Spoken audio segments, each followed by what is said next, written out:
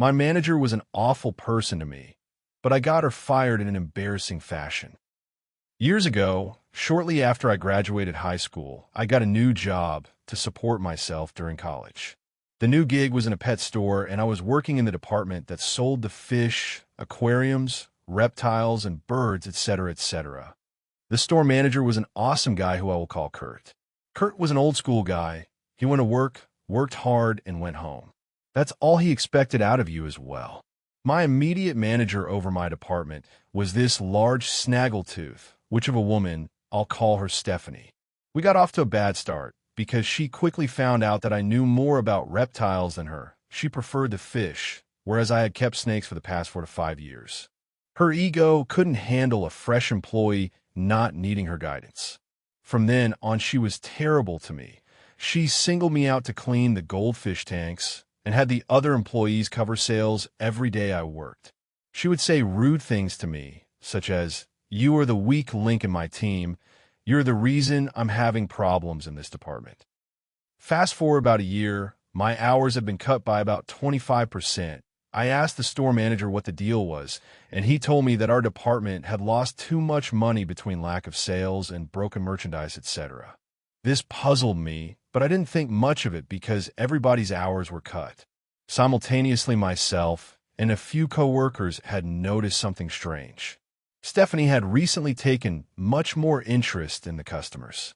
She insisted on helping certain customers and sending us to do busy work while they were there. A customer came in one evening and was talking to us about how nice Stephanie is.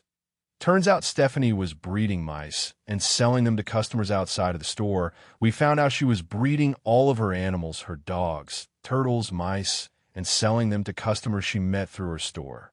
Not only was this taking business from us, our store had a couple corporate policies. We did not feed nor sell mice as live food for snakes, and we donated a lot of time and money to shelters, and we condemned breeding dogs and cats for sales. Stephanie was making money by selling animals to the customers, all the while her department had hours cut for all of its employees. It didn't quite make sense how this was costing us so much money until one evening I thought I had figured it out. Stephanie was an otherwise lazy woman, but when one of her customers came in, she was by their side the whole time. I watched closely as she followed a customer around, helping them pick out a cart full of expensive aquarium decorations and terrarium supplies like lights and bulbs. I followed and wrote down every item she grabbed. I wanted to see where this went. She directed the customer to a register and went to check them out. She's lazy and would never do this for any other customers. I noted the time and went back to work. I later spoke to other cashiers about Stephanie checking customers out, and they said that she only ever rang up certain customers and she acted weird when they did it. They suspected she was abusing coupons for them or applying hefty discounts. I got my coworkers to corroborate my story about the under-the-table animal sales and suspicious behavior, and I went to talk to Kurt.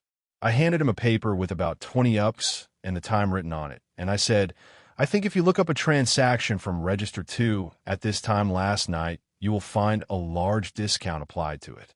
These are the items I would expect you to find on that transaction." He was a bit puzzled, and I explained everything to him. I told him I didn't want to make any accusations before because I wasn't sure, but after seeing her in action, I was pretty sure something was going on.